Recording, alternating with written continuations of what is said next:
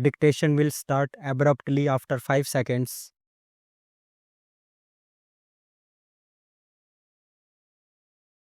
This assembly decided last year almost unanimously, I think, in favor of general widespread disarmament.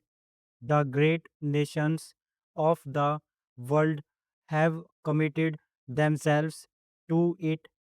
The United States, through its president, recently put forward proposals which are in line with what this assembly has decided. The Soviet Russia has put forward proposals to the same effect, varying them slightly but essentially aiming at the same thing.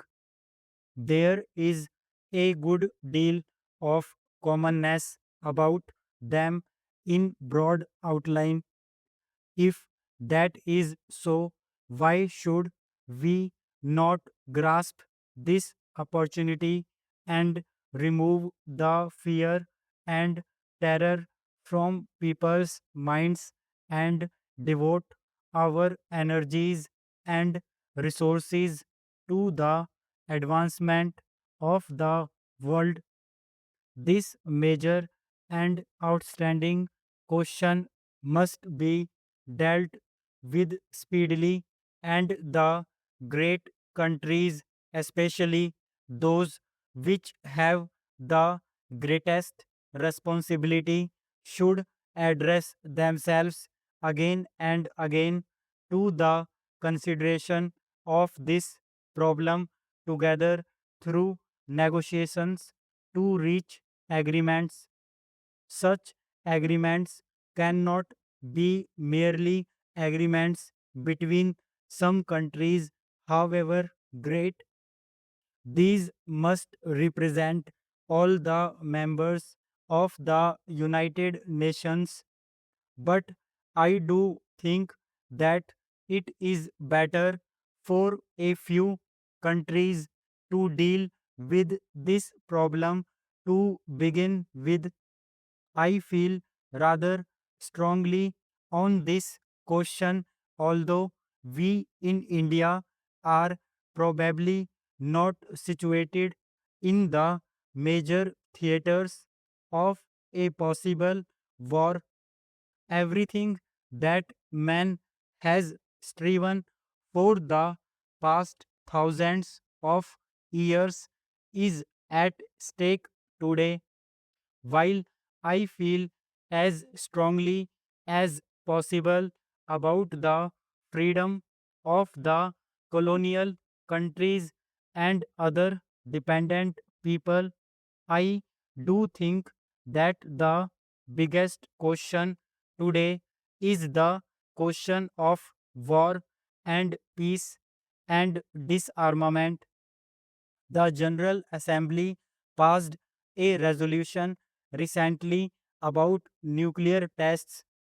It was a great misfortune that after a period of abstinence from nuclear tests, there was a resumption of these tests. Immediately, it becomes more difficult to have treaties for ending nuclear tests because the whole atmosphere becomes one of fear and apprehension. I do think, and I would beg the countries concerned to realize that they are doing a grave disservice to the world, to their own countries, by not putting an end to nuclear tests by treaty as quickly as possible. The Assembly passed a resolution in favor of some kind of a moratorium. No one imagines that a voluntary moratorium is going to solve this question. there must be stricter controls by treaty and otherwise. Nuclear tests are basically evil forever. We live in a world of conflicts, and yet the world goes on undoubtedly because of the cooperation of nations and operation. And there is today a vast amount of cooperation even between countries which are opposed to each other in the political or other fields. Little is known or said about this cooperation that is going on, but a great deal is said about every point of conflict, and therefore the world is full of the idea that we live on the verge of disaster. It would perhaps be a truer picture if the cooperating elements in the world were put forward and we were made to think that the world depended on cooperation and not on conflict. A proposal has been made by many persons to the effect that more attention should be directed to the cooperative ventures, especially for peace and in the interest of peace, so that more positive thinking may take place on this subject and people may realize that this cooperation is already taking place and can be extended. Some years ago, it was resolved to have an international geophysical year that was a specific subject. However, it has been suggested that perhaps this assembly might resolve to call upon all countries of the world to devote a year to the furtherance of cooperative activities in political, cultural, and the many other fields, not to mere speeches about peace that perhaps will direct some of our energy and some of our thinking to this idea of cooperation, which will create an atmosphere helpful for solving the problems more easily.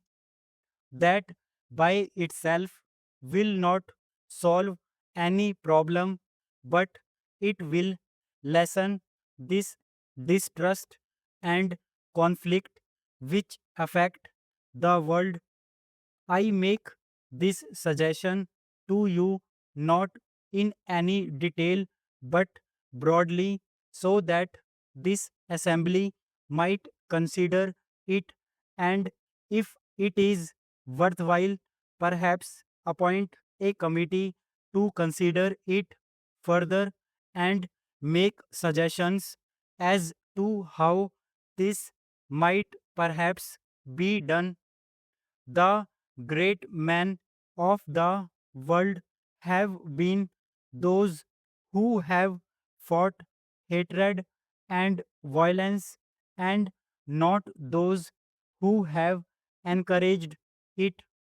We have arrived at the stage when, even in some worthwhile cause, hatred and violence have to be checked.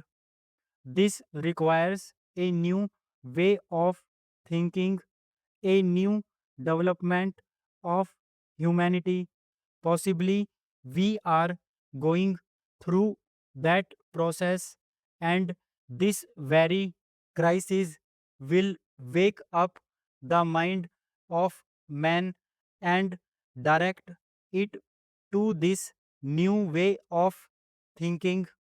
What shall it profit the world if it conquers the material ills and then commits suicide because it has not controlled its own mind?